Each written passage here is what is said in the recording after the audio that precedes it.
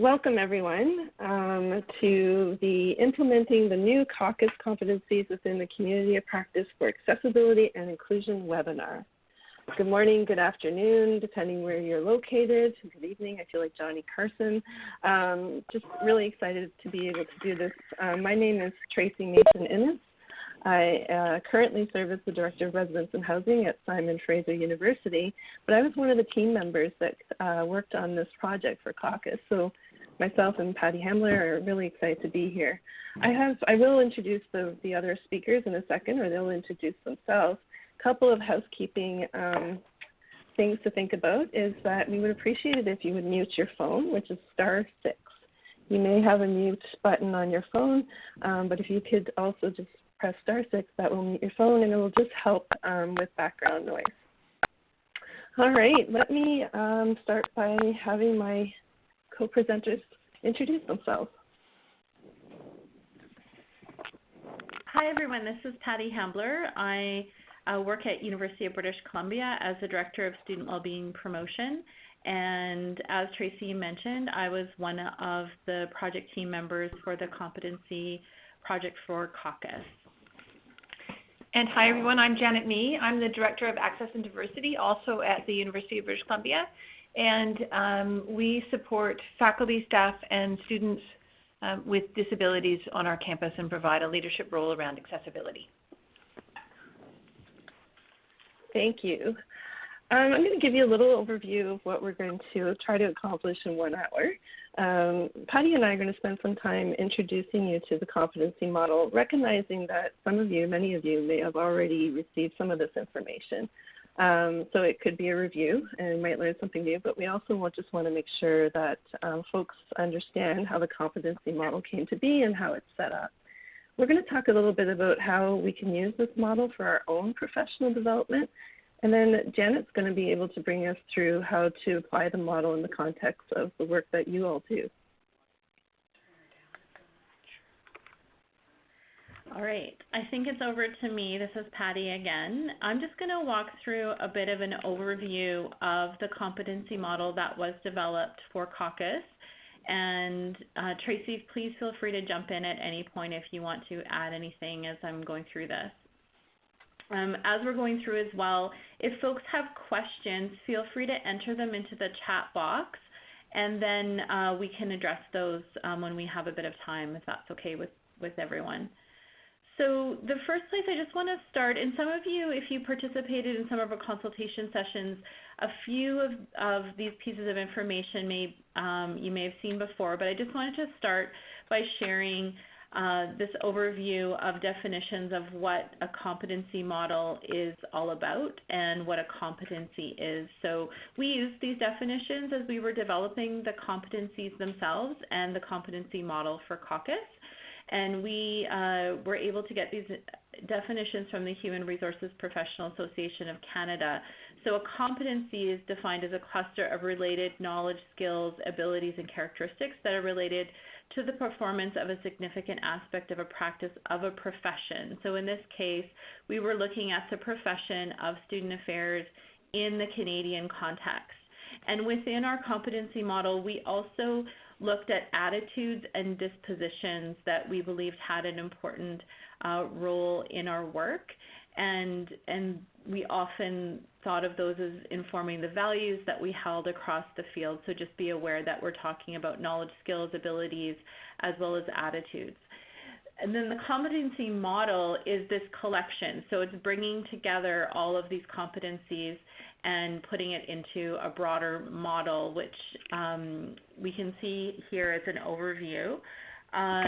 So hopefully folks have had a chance to maybe take a peek at this resource. It's available on the Caucus website. You do have to log in as a member to gain access to this resource that is available on the website. And there, we'll share a little bit more at the end of the different versions that you can access, but this is kind of a snapshot that you can see right now on your slides of the competency model.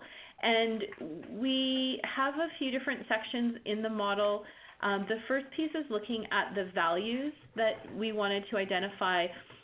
And just to give you an idea of what went into the creation of the model, We interviewed a number of senior student affairs folks and key informants who have done research in this area in the Canadian context, and we also held focus groups and consultations at locations across Canada.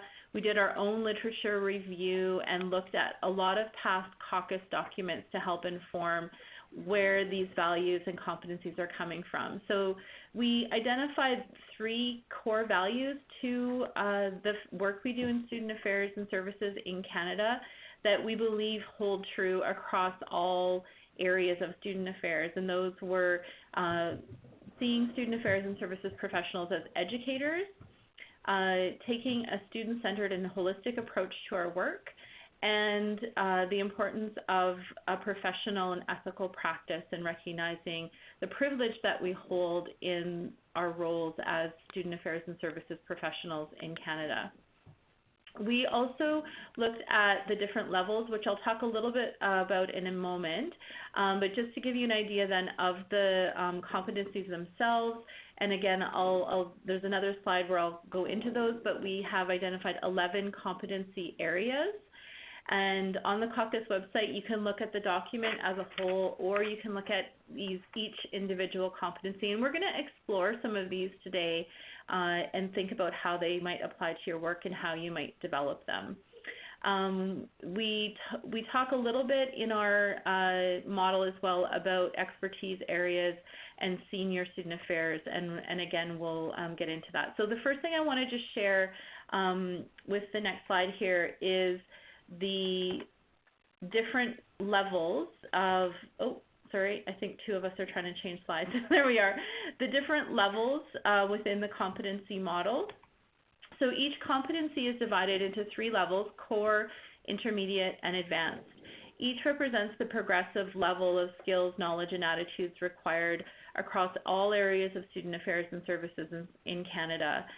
So we believe that in writing of this document that ideally folks across all expertise areas would develop core efficiency in all of the competencies, and then depending on your work or how long you're in your role, you might proceed to intermediate or advanced levels. So each level builds on the one prior, and professionals who identify at an intermediate or advanced level are expected to be knowledgeable of the skills, knowledge, and attitudes of the competency below their current level. Each competency reflects more than just skills, knowledge, and attitudes, but also considers the overall spirit for that overarching competency and how it can build and grow in the field. So based on maybe years of experience or a particular position, because sometimes people come into their roles from other fields, and we recognize that you may bring competencies with you. So professionals would need to have varied levels of expertise depending on their role. A professional can hold expertise in an intermediate or advanced level in some competencies while still holding space at a core level in others. So it's not necessary that you advance across the board from core to intermediate in all areas, I guess is what we're trying to suggest with this. So moving on to the competencies themselves, see if I can get to that next slide here. So just a couple of overview and highlights with the competency model. The 11 competencies that we identified through all of the research and consultation, numbers 1 through 5 that you can see here on this list are ones that are unique to this particular caucus model. And in the Canadian context, for example, Indigenous cultural awareness, or what we called intercultural competencies, we found to be things that were really important in our work but weren't necessarily articulated in other models that existed, whereas the competencies number 6 to 11 were adapted and adopted from the ACPA NASPA professional competency areas for student affairs educators. And we went through a process, or caucus went through a process of engaging with ACPA NASPA to get permission to adopt those. And we have made some edits for the Canadian context to those. So it's not a straight sort of copy-paste, but we did sort of consider, for student learning and development, for student advising, what the Canadian context was for all of those competencies. Tracy, did you want to add anything about the levels or the competencies before I move on to the next slide? No, I think you covered that very well. Thanks. Okay. So the last thing about the model itself that I would take some time to share, and I think this is of a special interest when we're having these discussions with groups like the group that's on the webinar today, where you all have something in common in your roles as a group, and sort of thinking about that specialization or expertise that you bring to your particular role. So as I mentioned earlier, with the model, we're proposing that all of the 11 competency areas should be meaning for everyone, regardless of their area of expertise or specialization. So there's this recognition that we hold a lot in common across the diverse work that we do. So even looking at who's online presenting today, Tracy working in residence life, myself working in health promotion, Janet, me working in access and diversity and accessibility, we are suggesting that across these areas we still hold some important things in common with the work that we're doing. But we also wanted to acknowledge that there are unique areas of expertise which can't be defined within one common framework. So for example, counselors and physicians who work in student affairs have very specific competencies within their fields which are unique to their profession, and oftentimes have even their own set of competencies that have been defined elsewhere that would inform the work that they're doing. So we propose that the expertise areas within caucus, as with this community of practice, there might be some additional discussions that could happen around competencies that are unique to the work that's done within a particular area of student affairs and services. And in our discussions with folks at the conference last year, I think the general consensus was that folks really wanted to first explore and get to understand the model as it is before maybe thinking about what might be unique for a certain expertise area. And I think there's a lot of room to do that as well, to interpret and look at the competencies as they are, the 11, and then say, how does that apply to my work in my context? And that's, I think, a little bit of what we wanted to get into today, was that application piece. So that's an overview of the model. Does anybody, if anyone has any questions that they want to ask about the model, if you want to either unmute and ask those or type it into the discussion bar at this time, we can address that before we move on to the application part.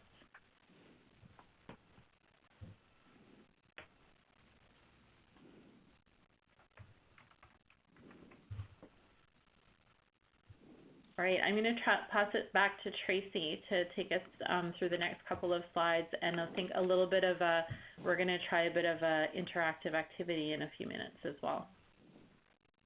Thanks, Patty. So in talking about how we use this model, and Patty did a great job at giving us an overview of the model. It is less than a year old. It's very, very new. And so how we use it is still being worked out, and we really envisioned, and the people who gave us a lot of feedback about the model envisioned us being able to use it at many different levels. As an individual, so yourself as a professional and what your goals are at your institution, how your team and how your partners could be using it within caucus, within our association, and in the profession itself.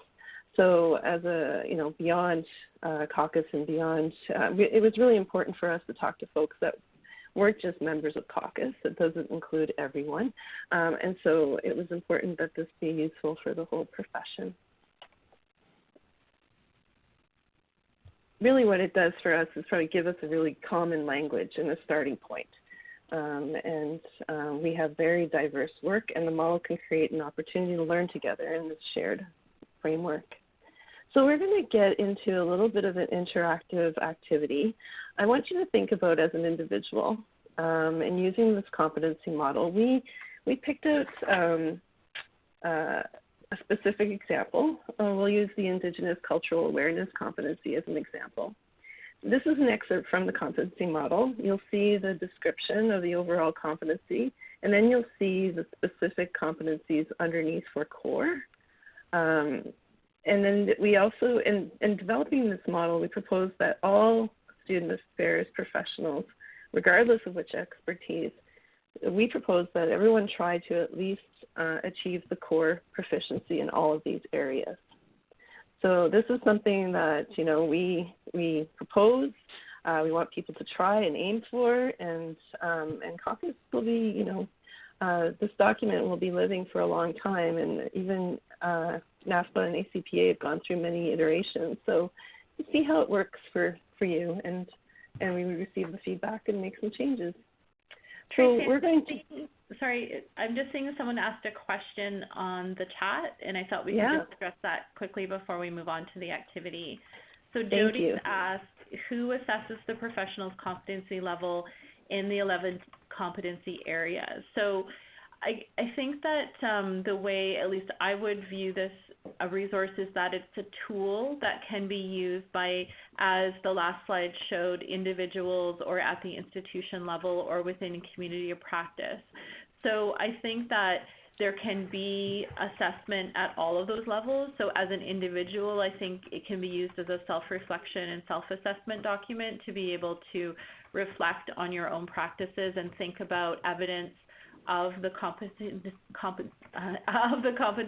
at the different levels, and try to self-assess where you're at and set goals for yourself. And then at an institutional level, there is the opportunity to create additional tools that you can use from this. So for example, if you're a manager or a supervisor, you could take the competency model and then create some documentation or process on your campus where you would have an assessment process. So we haven't built out all of those assessment tools. We anticipate, as Tracy just said, this becomes a living document within caucus that we hope will grow, and that people will share those resources that they develop over time. And some of you may have seen that caucus is using it in the program development for the conference. And so there's different ways to use it and different ways to assess our programs and the work that we do. So hopefully that answers your question, Jody. So looking at this particular competency, Patty posted to the group a link that brings you to an online web whiteboard. If you're able to, we welcome that you would click on this link, and it will open up a page into the web or online. And it's like a virtual, I don't know, poster board or post-it board. And we've got a question that we ask. We'd like to invite you to respond to. If that doesn't work for you, you can use the chat box. So the question is, and we want to hear from you, what are some of the ways you might develop or have already developed? So what has worked for you already? The core competency levels, competencies for the Indigenous cultural awareness. So what are some of the things that you have done or you might do in order to develop those competencies? So there's two ways of, you can unmute and feel free to give us your ideas. You can join us on the web whiteboard. Patty posted the link in the chat, or you can just put your answers into the chat box. So when you look at these competencies, what are some things you've done already or you would do or could do to increase your competency?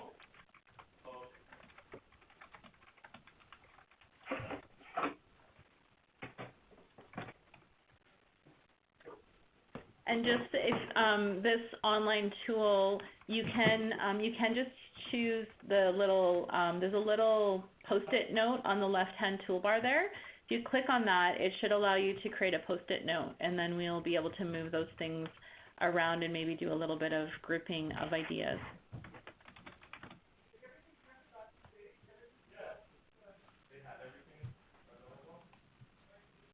This is great. So people have been already posting. So attend Pro-D on campus. So the First Nations House of Learning, absolutely. Participate in Indigenous awareness sessions, celebrations, and other events. Collaborating with Aboriginal advisors. Training through HR. Participate in activities and programs with the ARC on campus. Learn about local and acknowledgement at each caucus conference, absolutely. Band funding, something that comes into play for much of the work that we do. Look for courses at your institution. I need a screwdriver. Is there more than one screwdriver?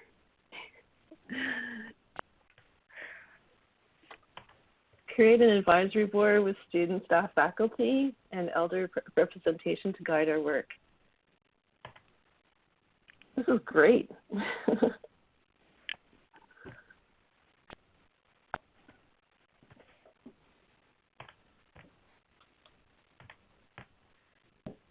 I'm going to use this opportunity, Tracy, as everyone's sharing their ideas, to share a couple of resources that I know about in British Columbia that we're participating in as student development and services on our campus. There is the Provincial Health Authority has a program, the Sanyas Cultural Safety Program, which you can find online, which is an online program. And as well, there is actually a MOOC that is starting up from the education department at the university, and I can actually post links to both of those things in the chat box here. Perfect. Invite students to share their cultural practice and beliefs. Attend Indigenous cultural sensitivity training. Support the institution's commitment to responding to Truth and Reconciliation report. This is great. Patty, can you provide the link again? Looks like someone's asking for it again. Sure.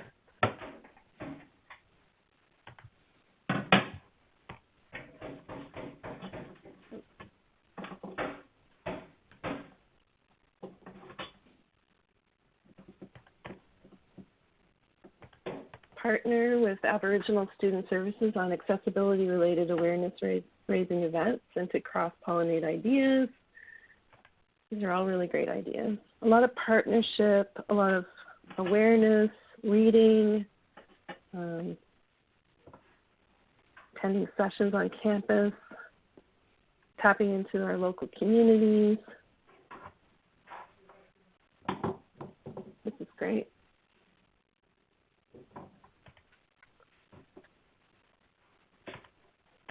Any other ideas?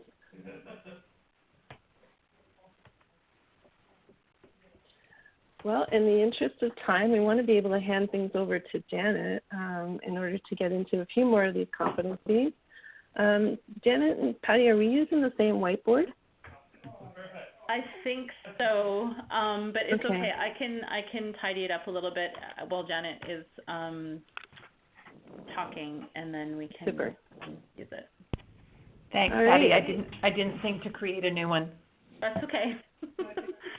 So I was delighted to have this opportunity to really think about how we are and might apply these competencies to our work. I mean, I think it's really important to just recognize as a profession where we have come from. I mean, I have done this work for, 20-odd years, 25 years.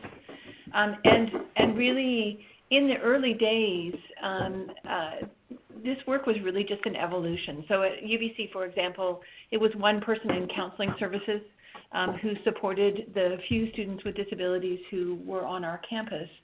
And there was really no profession or professional practice that surrounded that work. It was a pretty random kind of process. And as we have evolved as both a community of practice and as I think as a profession within the post-secondary field, our original focus was very much on both the legal context in which we do our work, and the nuts and bolts of how we would determine accommodation. And I think we would all agree that that's no longer enough to be effective in our jobs, and that the competencies that are outlined as a part of this model all apply in some way to the work that we do, even though we are required to have that really specific knowledge around human rights legislation, duty to accommodate, and the impact of certain kinds of medical conditions and disabilities in the university context. One of the, just in terms of how we're using these competencies at UBC, one of the projects that's underway here is an effort to foster and create a collaborative model to support student mental health and well-being. And that involves 4 units from our campus, counseling services, access and diversity, our early alert and case management team, and also Patty's unit, which is well-being promotion. And we have a team of staff who are working on a professional development in order to ensure that we can meet the expectations of the model that we're developing. And we have used and adapted these competencies, created a matrix, and have begun to fill in what kinds of opportunities are available in order to ensure that all members of our team develop those competencies. And it's been a really helpful and effective way to think about how we can most effectively offer professional development to our team. So I'm grateful for the work that Patty and Tracy and Darren and others did in creating these competencies, because I think they really are going to have a significant impact on our work. I thought what I might do is in going through the competencies, I've just picked out a few that I think either very concretely or in some other fashion represent components of our work. And I thought we could talk a little bit about how they're relevant to our work, how we can develop the competencies, both at an individual level, but also at an institutional and an organizational level for caucus, and how we can influence the profession in Canada and beyond to advance this work. So the first, there we go. The first is kind of a no-brainer, which is the piece around equity, diversity, and inclusion. And certainly, I think we all play a very significant role in advocating for the principles of universal design, both in the built environment and the public realm on our campuses, but also in terms of universal instructional design and what that can mean for participation of students with disabilities in a more meaningful way in the classroom, but also has a tremendous impact on the ability of some international students and others to be able to participate more effectively in class. We are also very much responsible for advocating for the development of a more inclusive and socially conscious department, institution, and profession. And I would argue that while certainly disability is a primary focus of our work, that we are responsible for ensuring that we're considering all of the identities and all of the experiences that students bring with us, and that we should not be working in silos, but working in partnership with other members of our university community that are working with other distinct populations of students. And so that's the, as we've already talked about, the connection to Aboriginal students on our campus and those that are supporting Aboriginal students, but also working with equity and inclusion offices, with people that are working with international students. And that requires us to also have a sound understanding of what those skills might look like. Student advising and support and advocacy. So again, what I've done is I've really just pulled out a few samples of competencies. Some are from the core, some are from the intermediate and advanced, and much of the work that we do, I think, particularly in some areas, is quite sophisticated and will require us to develop competencies well beyond the core competencies in some of these fields. And so much of the work that we do at UBC is in partnership with advising offices, with individual instructors, with representatives of faculties and departments. And we really are in a process of at all times facilitating that group problem solving, solving both individual problems, and mentoring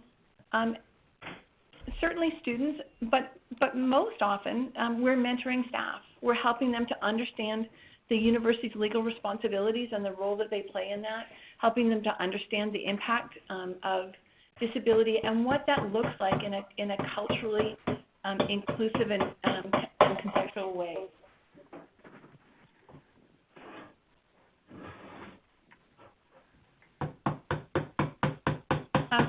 One of the things that I would suggest or encourage us to think about is how we can evolve the model of determining accommodations and in some cases academic concessions for students with disabilities to consider the multiple identities that they bring. And so at UBC, one of the things that we have done is we've shifted the work that we do so that we consider the full and multiple identities and values that a student brings and not just their disability. And so what that looks like is if we're working with an Aboriginal student who might be a single parent who has a long-term medical condition or a disability, and they come to our office for support, we don't just look at the disability to determine what kind of support we would provide. We consider the full context of the student's life and the family that they may also be supporting in order to determine what might be reasonable. And so when it comes to things, for example, like academic concessions or opportunities for other kinds of engagement, we consider all of that as a part of the work. And what that's meant is that we have to understand those contexts. So we have to understand what an Aboriginal student might face in terms of access to funding, expectations around progression through their degree, what kinds of cultural adjustments they may be experiencing moving from possibly a small community in northern BC to the University of British Columbia, which of course is a large urban campus, often considerably larger than many of the smaller communities in the province. But also, when we think about an international student, we have to think about their understanding of disability, any stigma that they may bring from the country that they're moving from to Canada, and approach our work from that context.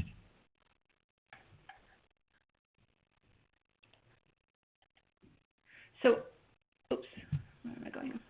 So what I would do is just invite you, and again, through any of these pieces, it can be through the whiteboard or by unmuting, to maybe share some of the ideas that you have on how we might begin to develop these competencies, both at an individual level, but also at an institutional level. So when we think about, for example, universal design, how can we encourage our university partners to partner with us in the development of those pieces and to develop those skills and understandings themselves?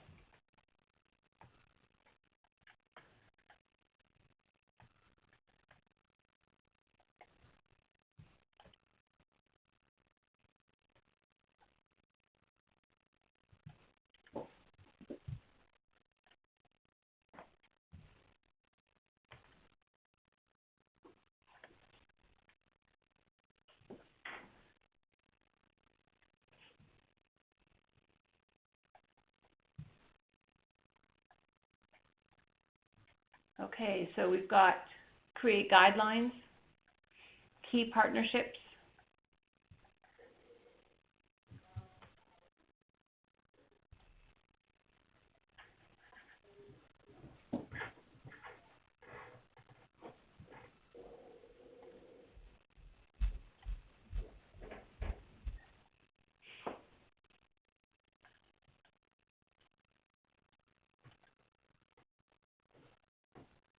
transformational learning.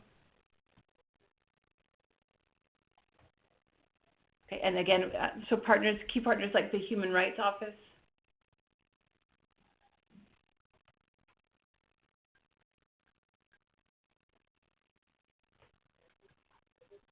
One of the things that we have, that we're finding at UBC, in addition to kind of understanding some of those other pieces, are the changes in pedagogical practice and what that means for determining accommodations and how we support students. So we've got lots of, for example, group exams that are going on campus. So students will write the individual exam, and then there will be a component at the end where they come together in groups of 4 or 6.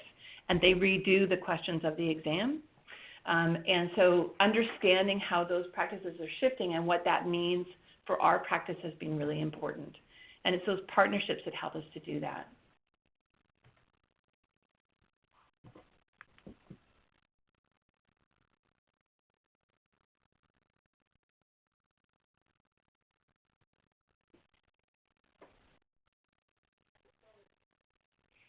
So what are some of the opportunities for really beginning to build those competencies, intercultural competencies around understanding the multiple identities of the students we work with?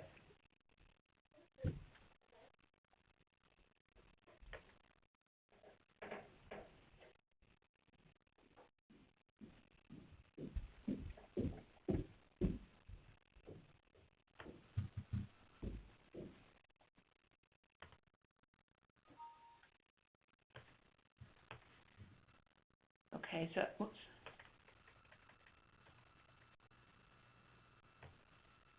So listening to the student, facilitating discussions with other students about diversity. Our students are a wealth of knowledge about their own experience, and I think finding ways to learn from students without expecting them to share information that they aren't prepared to share is a really important context.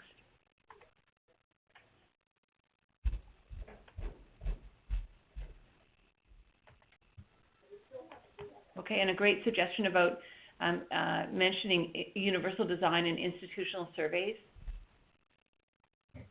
One of the things that we're currently working on at UBC is some pieces around trying to get really creative through disability arts and culture to draw attention to public policy and also things like universal design in the built environment and in the classroom. So we're looking at art and theater and different mechanisms to make those conversations more engaging. Okay, and teaching and learning. So going into teaching and learning offices. Okay, thank you. So I'm going to suggest maybe we move on to just in the interest of time, the next competency. So one of the ones that I also thought was really applicable was post-secondary acumen. And this both has to do, I think, with thinking about our role. And so the way that we position our work at UBC is that we are not advocates for an individual, but rather we are advocates for an outcome. So it's our responsibility as accessibility offices and as individual professionals to ensure that the university meets its duty to accommodate.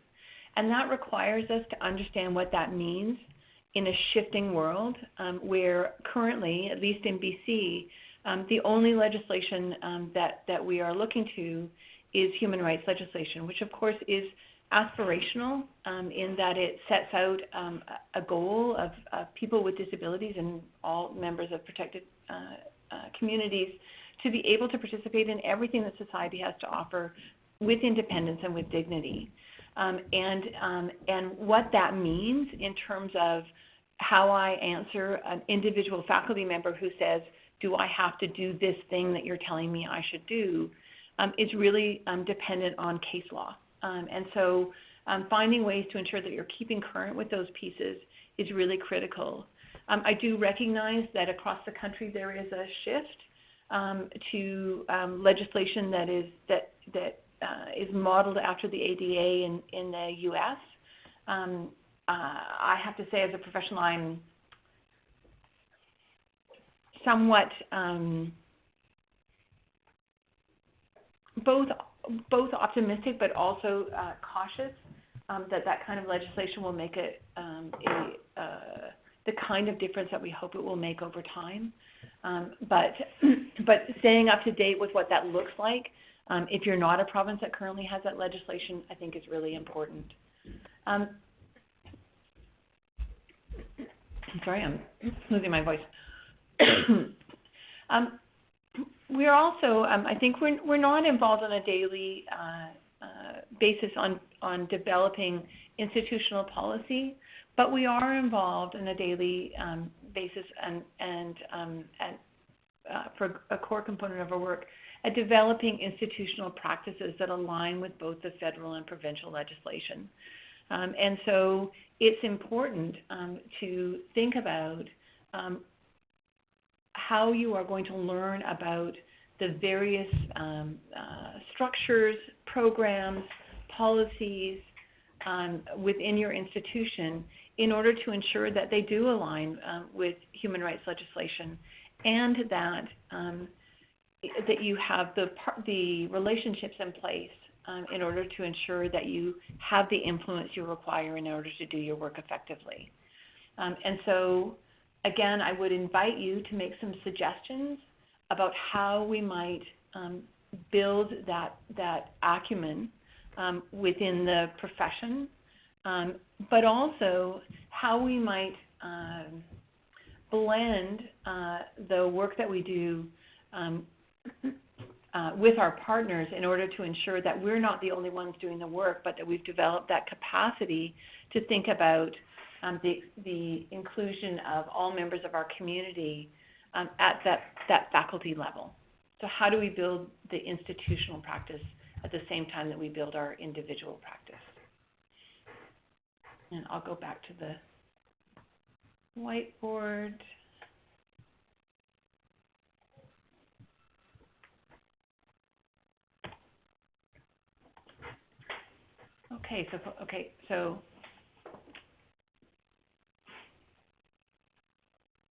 So our first suggestion is an online resource.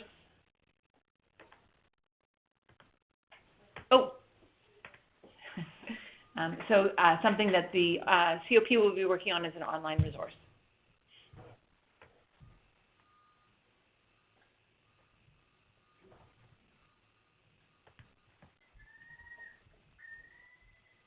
So institutionally available training. There is at many institutions great training around, for example, administrative justice and how that and then the ability to think about how that applies to the work that we do, to the processes around decision making, for example, and how we communicate those decisions.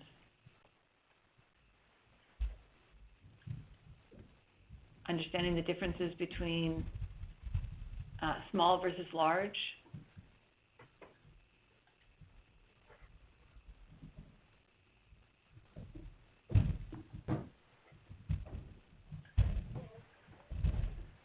Sorry, if you can hear banging, there's a party going on in the room above me.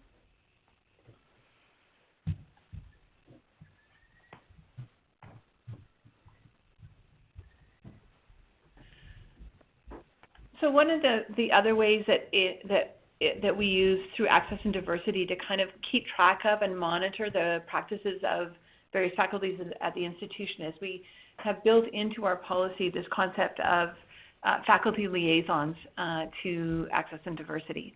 And those liaisons are often either at the Associate Vice President students level at our institution or the Directors of Advising Offices. And we meet regularly to talk about trends in human rights legislation, trends in practice within the faculties.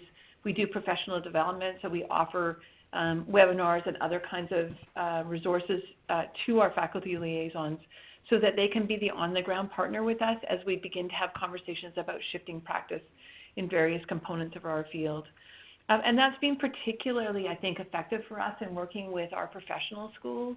So we have many students in dentistry, medicine, pharmacy, education, law, where they're looking both at the education that they deliver within their faculty, but also the building up professional capacity of the students who are training in those fields. And so through that liaison, we've been able to really build a solid relationship, which has helped us to shift practice with through partnership rather than through duress or a more adversarial kind of model.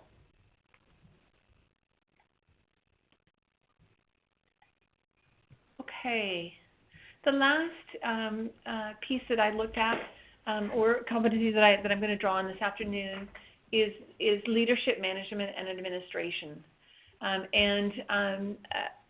think that one of the things that is not unique to disability services, but is critical to disability services, is that we are innovators.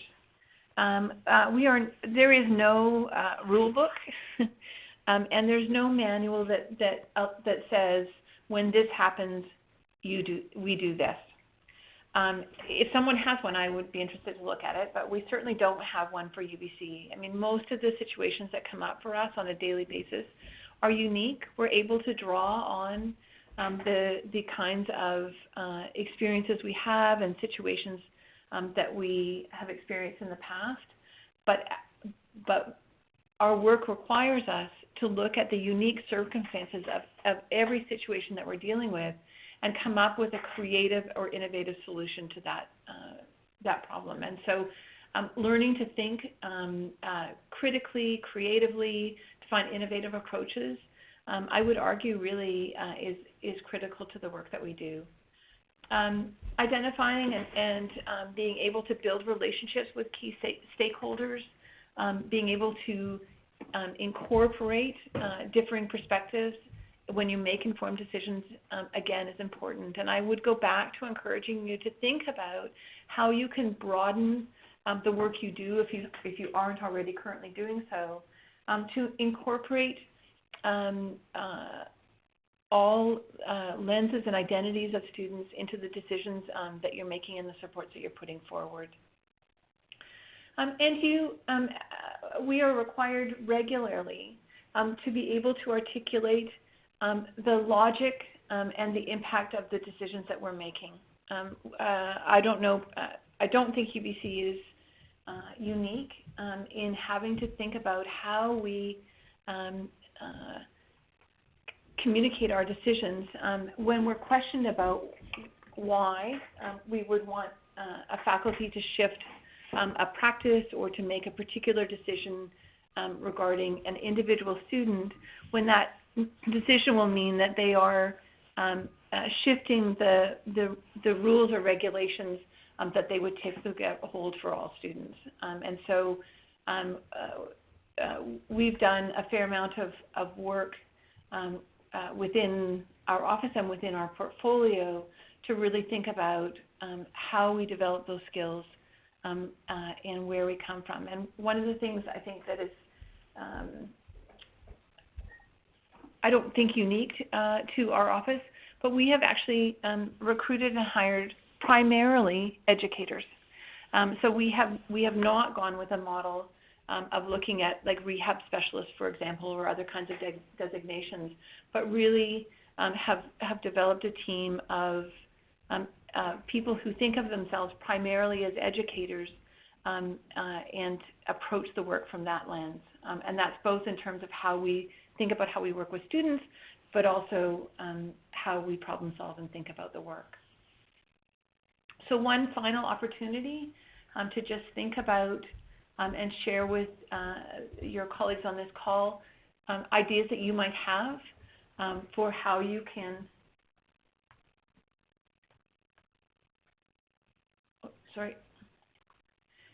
how you can foster those leadership skills in the team that you work with.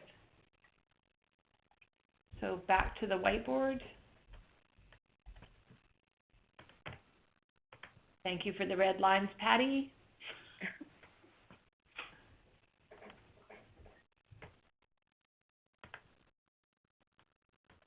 So first, of course, an excellent shameless plug, get involved in caucus and the COP leadership team. Call for nominations is coming out soon, I'm sure.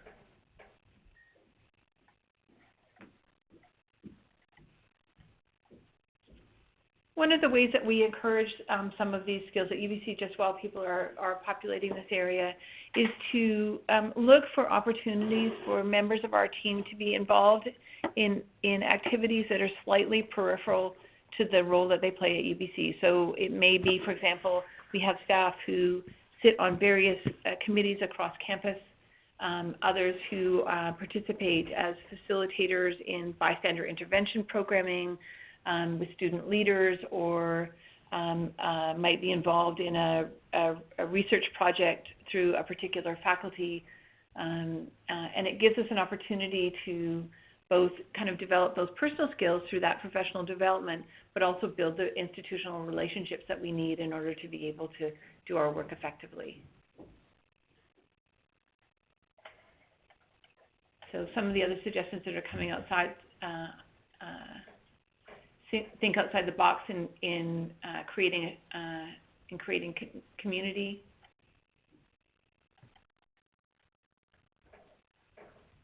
Present at caucus. And listen to webinars and networks, and that's a great suggestion. And one of the things that we also try to do when we do that is we invite others into those conversations.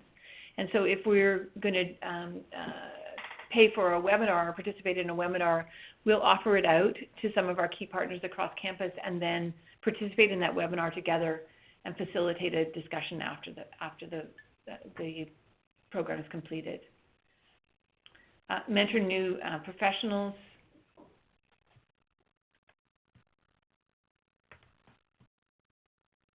So establish an accessibility COP on campus. So again, that idea of sharing responsibility and building capacity across the campus. Respond on the listserv. So the accessibility COP has a very active listserv.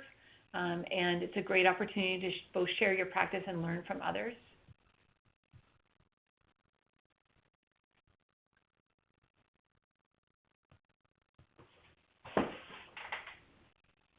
There's lots of get involved in caucus on there, and I'm all for that. Okay, so I think we thank you for those great ideas. I think we've got 5 minutes left to just wrap up and also answer any questions or share some thoughts with each other. Again, you can unmute and ask a question if you choose to do so. There's an opportunity to post here. Patty and Tracy, I don't know if you have some additional thoughts that you wanted to share. Thanks, Janet. I can just jump in really quickly. The slide that's showing right now is the link to the competency model on the caucus website. And as I mentioned earlier, there's both an overview, comprehensive document of the entire competency model, as well as individual PDFs for each of the 11 competency areas. So we recognize that it is a lot to take in to kind of look at all the areas, and just personally, for myself, I would say, maybe picking one or two areas at any given time that you want to really explore. And so we provided those resources online as well, so you can do that. And I really want to, Shannon, again, just really recognize that the leadership of this COP in moving both our profession forward, but also embracing these competencies as a part of our work. I mean, you really are leaders in terms of this work within caucus, but also across Canada. I strongly encourage you to continue to think about how we can help to move this project forward as an organization. and as a profession. We have a question. There's one that I highlighted from earlier. Not sure if it's a question or comment. Tanny asked about, what about hiring people with disabilities? This seems to be undervalued.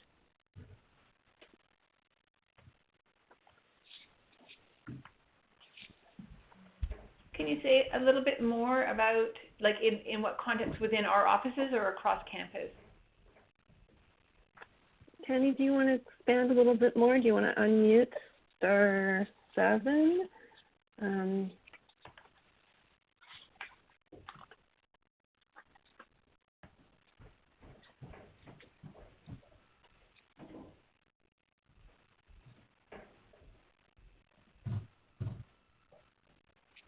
Or even expand in the chat box. We do have another question. Is it possible for this presentation to be delivered to other audiences, for example, the provincial group? Of course, we'd be delighted.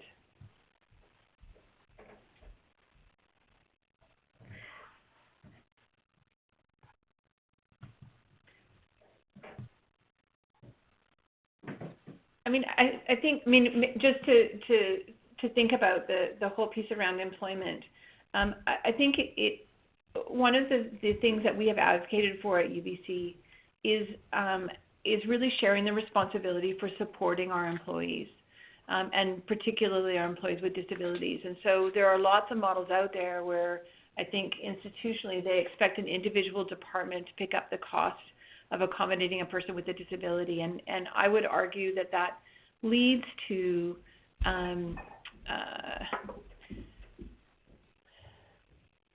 unhelpful practices, is probably the best way, most gracious way I could put it, at that departmental level, because they're forced to think about their ability to accommodate accommodations within the constraints of their budget. And so at UBC, we both try to provide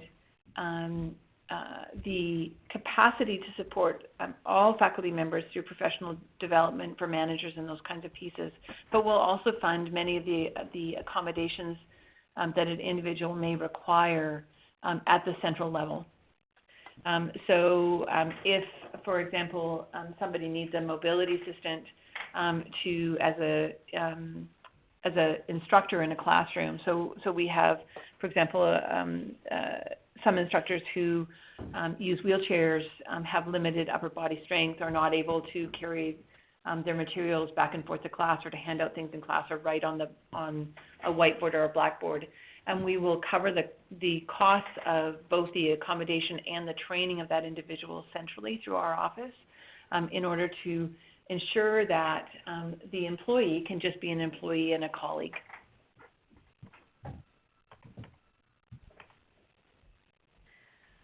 So this is Patty. I just wanted to mention, as we start to wrap up, that the note that Sarah put in the chat box, the webinar will be posted on YouTube within the next little while. So I'm sure that can be shared out with others.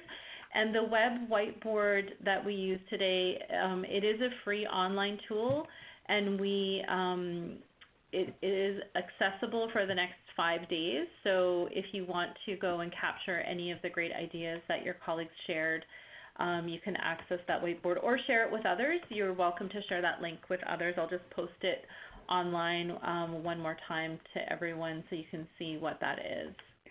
And I'll just quickly respond to Tanny's comment, absolutely, around mirroring the population that we're serving. I think one of the cautions I would throw out is that most disabilities or medical conditions are invisible. And so while we might well within our offices be hiring people who would identify as a person with a disability, it may not be obvious to others who they work with or for whom they provide support. And whether or not they choose to disclose the nature of their disability is a personal choice. So it's a little bit tough to quantify, I think, across the profession. Okay, we're at 11:01. So on behalf of Caucus, the COP, and Patty and Tracy and myself, I want to thank you for participating and being such active authors on both the chat and the whiteboard. Again, I would encourage you to continue to pursue the conversation around these competencies and the connection to our profession. Thank you, everyone. Thanks for having us. Thanks, everyone. Thanks.